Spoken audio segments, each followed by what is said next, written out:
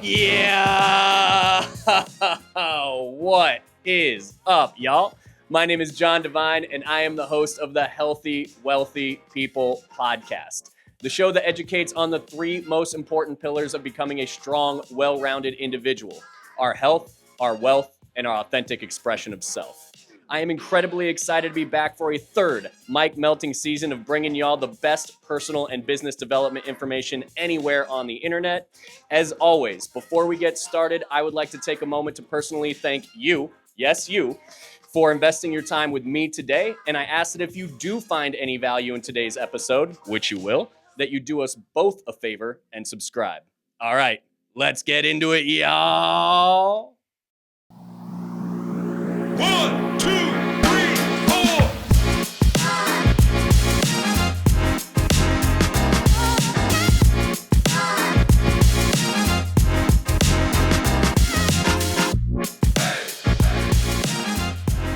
So, what I'm going to teach you about negotiation is, number one, the 6 power dynamics that exist within negotiation. Because in order for you to properly negotiate, you need to know where the power sits. Are you in the place of power, or is in the other person the place of power? And how do I bring that to more of an equal stance, or just play to the fact that they have the power or I have the power, right? So we're going to go over the 6 power dynamics. I'm going to give you 7 tips of mine on how to make sure that you have good negotiations with people. And then I'm going to give you 5 points to avoid when in any negotiation, okay? So let's jump into the actual content here. So the 6 power dynamics. Number 1 is risk distribution, okay? You have to understand where the risk lies, who carries the risk if everything goes sideways, okay? So like in the deal of the house that I was just telling you, when I went to the sun with the 3 scenarios, really they carried the risk. Do I want the house? Yeah, desperately. But they're already moved out, trying to move into their other house, carrying mortgage. I was just in that scenario, right? I know what they're going through, okay?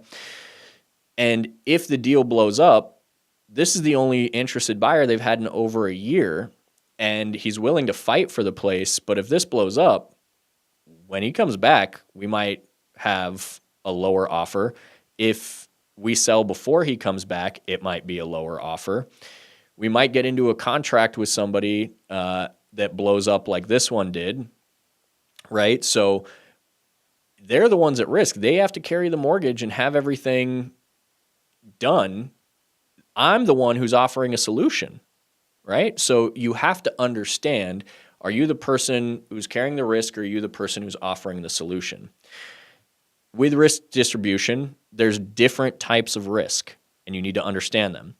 There's financial risk, right? Which in this situation, everybody had financial risk. There's performance, right? So like from a business standpoint, if I were to invest money into your business and it doesn't grow and you just burn that capital and I have no ROI, I'm the one who lost money on the performance of your business, okay? Timing. So like for the deal with the house, like you've already sat on it for a year or more, right? That's just how long we've been watching the property. Then if this doesn't work out, you've got another 3 months before I come back, and then a month of closing. So that's 4 months, right? So now we're a year and 4 months, maybe longer, where we could close this now in the form of rent, and now that problem is solved. So timing is an important one. Reputation, okay? If I'm going to invest in you and you're going to go make a mockery of yourself and me and my name, there's risk there. Opportunity, right? So I was pitching an opportunity for everybody to win, but I was going to have to rent their house. And so the opportunity was, I'm going to cover your mortgage and give you some income over the next 3 months. Then we're going to close. The loss of that opportunity was you have to, float your mortgage yourself over the next 3 months. Emotional, right? So for everyone, there was a lot of emotions at risk here, okay? Emotionally, I wanted the house. This, other than it being on water or up on a ski hill, ski in, ski out, this is our dream house.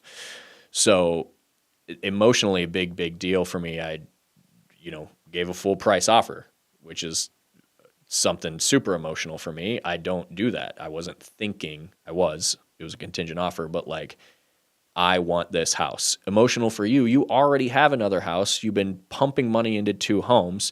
You need to get into your other house, get rid of this one. You're frustrated with the markets going up and nobody being interested in your custom build, and very emotional, right? And then relational. And so I took a risk going around the realtors and to the son, but I needed to play to the relationship of the father-son, not to the realtor and his client, to get that job done. So knowing the different types of risk and who carries more of it is going to be very, very important for you understanding the level 1 power dynamics of negotiation, and that's who carries the most risk.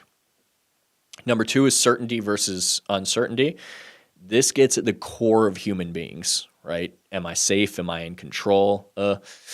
So every decision is, again, we're going to talk about this word a lot, a tension between a desire for safety and opportunity, and how you manage that tension determines the outcome of the negotiation. So if somebody is feeling uncertain about something, your job is to make them feel certain. Okay, and vice versa. If you're uncertain about something, you're looking for certainty from the other party before you go to move forward, right? So certainty versus uncertainty looks like this with some example scenarios. Number 1, can't predict the outcome of the scenario. Like, how do I know this is all going to work, right? Don't trust the timeline, okay? That's what was happening initially when they said, actually now the Divines can't close on this house for 90 days, right? Just, well, what happens after 90 days? Is he going to be able to close after 90 days? So when the timeline starts to get uncertain, people start to go, this doesn't feel right, okay? Unsure of performance. So again, from a business standpoint, if I was going to be investing in a business, I want to know that they have some grounds to performance. If you've ever watched Shark Tank, they ask them what their numbers are, sales are, stuff like that. It's like, can you do what you say you can do? Okay. Fear of regret. Okay. If I do this or don't do this, what does the future look like? Am I going to, be upset that I didn't do this, or am I going to be upset that I did? For me, what I was pitching to the son to take to his dad was, look, dude, the only way that we don't all win right now is if this deal blows up. It's not the exact deal working the exact way we wanted it to, but it gets everyone what they need. And so let's not go 3-4 months down the road, make a worse deal, and regret that decision, right? And then fear of losing control. All of us want to, in some way, shape, or form, even if it's a lie, feel like we are in control of whatever we're doing, whatever's going on with the deal, whatever.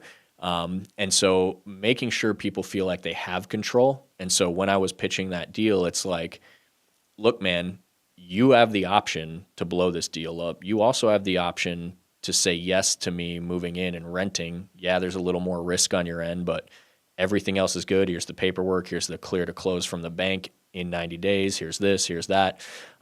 So you're in control. I know it feels like you're not. It feels like I'm not either.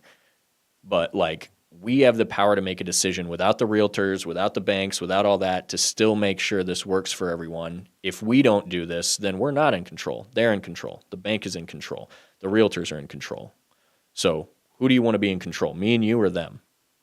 Well, me and you. Let's do this. Great. Now we're the ones making the deal, right? So that's certainty versus uncertainty. And again, you're getting to more of the core of human beings' fears, right? Am I losing control? Am I getting taken advantage of? Number 3 is status, okay? Status is the perceived position of authority, importance, competence, and control in an interaction. So perceived is the key word here, okay? Like my agents, when they first start selling insurance business to business, they perceive a difference in business owner because they're an independent contractor, but they're dealing with somebody who's been in business for 20 years and has done millions of dollars. And they're like, well, I'm not the same business owner as you. You just haven't been in business as long. You're creating a perceived difference in authority when you guys are both business owners, right? Just act like it, show up to play, be respectful person to person. So it's perceived, which means you can be in control and make someone else feel like they're in control, right? Now, the risk with this is the difference between manipulation and truly trying to get a win-win. And we're going to go over this in my 7 tips for successful negotiation.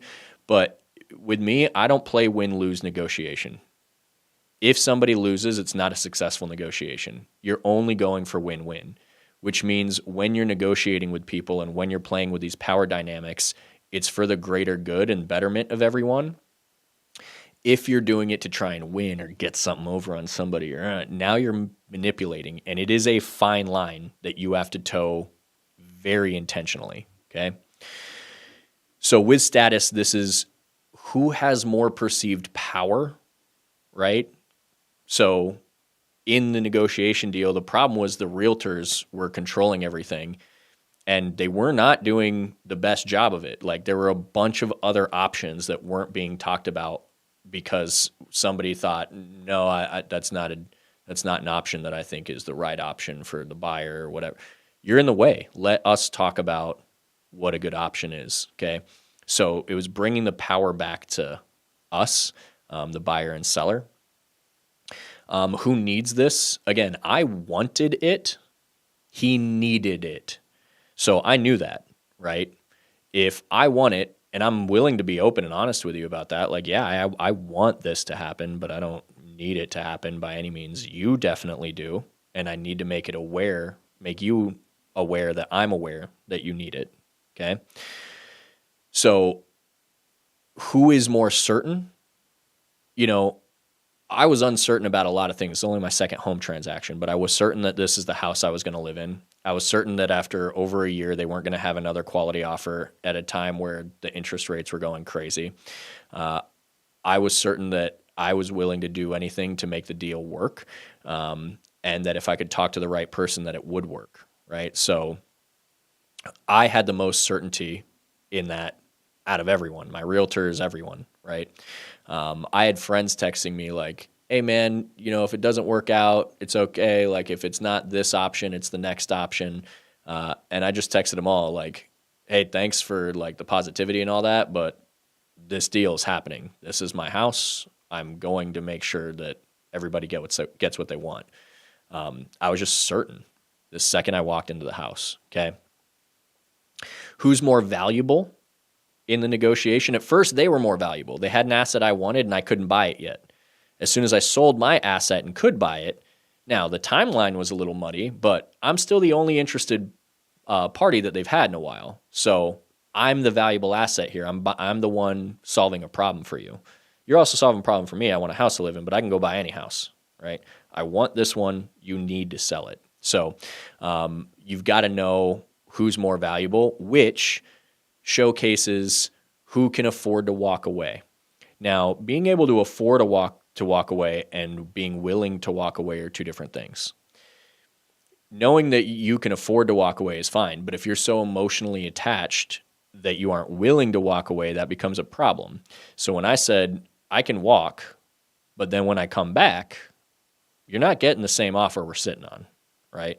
I'm willing to walk away, and I'm telling them I'm the guy who's still going to come back and buy the house.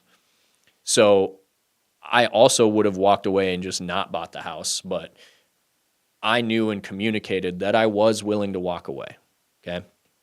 So that's status. Number 4 is control, okay?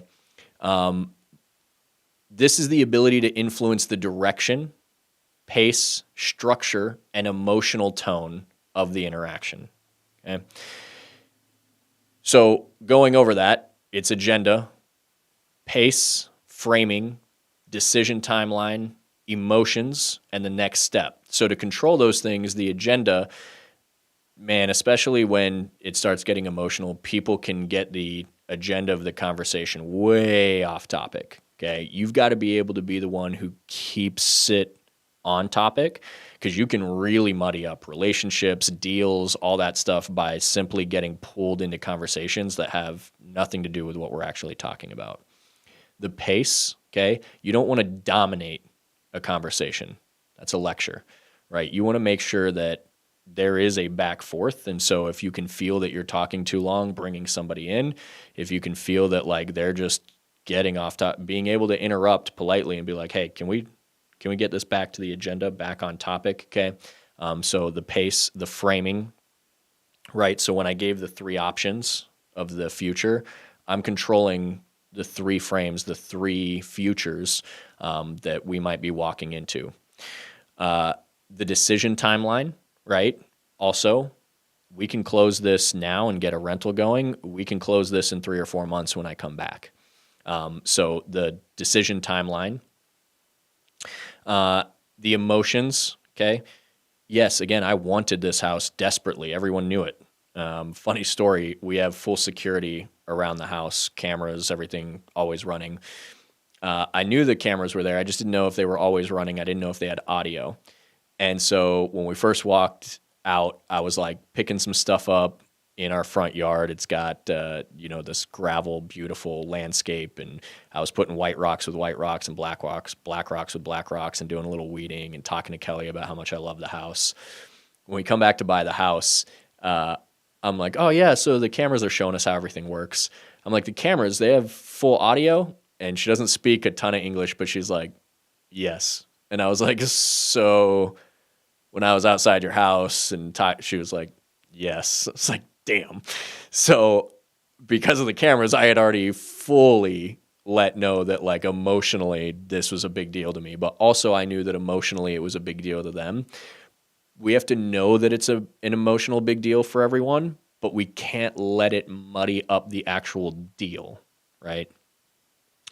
And then this goes with decision timeline, but what are the next steps, right? So if you and your team and all that are kind of like laying out options, laying out steps, laying things, then you're the one presenting future options, which means that as far as a negotiation goes, you're the one coming up with solutions, ideas. You're kind of controlling where this all goes, right? If ideas and options are being pitched to you, someone else is controlling the decision timeline and the next steps, right? They're just giving you options.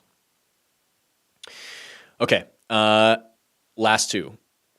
Number 5 is scarcity, okay? Now, scarcity shifts the question from, is this worth it? To, can I afford to not do this? Can I afford to lose this deal, right? And so when it came to scarcity in this scenario, I had the upper hand because they were in the same exact situation I was just in for the last 9 months of being stuck under, a mortgage that you're already out of, you're not living in, blah, blah, blah.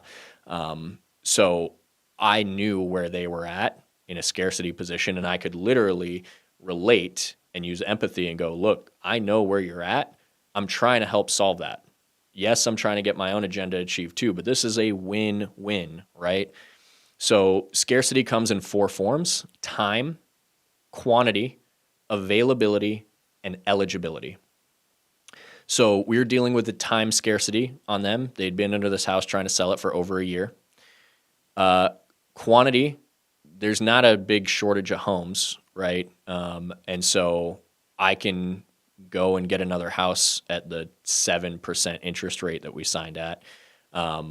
It's not going to be this exact house, but like there's a quantity for me to go buy. There's not a huge quantity for you. You're trying to sell one thing, right? Availability. And so the availability portion is, yeah, the house was available for sale. I just wasn't eligible to purchase the house for 90 days. So availability and eligibility have to intersect, which is why you have to get pre-qualified when you go to look at homes, blah, blah, blah. And so the scarcity on my end was eligibility, but it was only a 90-day scarcity. We had a guarantee close at the end of that 90 days. So I was able to answer this scarcity around eligibility. It was just a time frame that I was willing to pay for. Then the scarcity around eligibility goes away, which puts all the scarcity back on them for time, availability, et cetera. And I'm saying I will solve that problem right now for a different structure. Okay. And then the last one is future upside. Okay. So for future upside, what we're looking at, again, this is going to go back to control of decision timeline and the next step. But future upside is the potential increased value, growth, profit, opportunity, strategic advantage, or problem solution. They had a big problem. We need out of this house. We need some money coming in. I can solve that, right? Strategic advantage. This is non-traditional for me to rent your house like this for 3 months, but it gives us a strategic advantage where everybody wins. Is there an opportunity for us all to get what we want? Yes. It just looks a little bit differently. Is there profit at stake here? Yes, both in the form of the rental, being able to have some money over the next 90 days, the sale of the house. They made good money on the house. So tons of profit, but there's also profit to be lost if I walk away. Okay. Growth, yes, they get to grow into their new house, be done with this. We get to grow into our new house, be settled, and potential increased value. Yes. And the hard part with value, we can dig into this later, but value is perceived, right? Value is different to everyone. Like, you're not feeling super valuable about your breath right now, but somebody having an asthma attack and they don't know where their inhaler is, every breath is gold, right? So you got to understand value and how each person's potential upside for value is different if you're going to actually sell a future upside for all parties, okay? So that is the 6 power dynamics of negotiation. Quick recap: risk distribution, certainty versus uncertainty, status, control, scarcity, and future upside. Okay, commercial.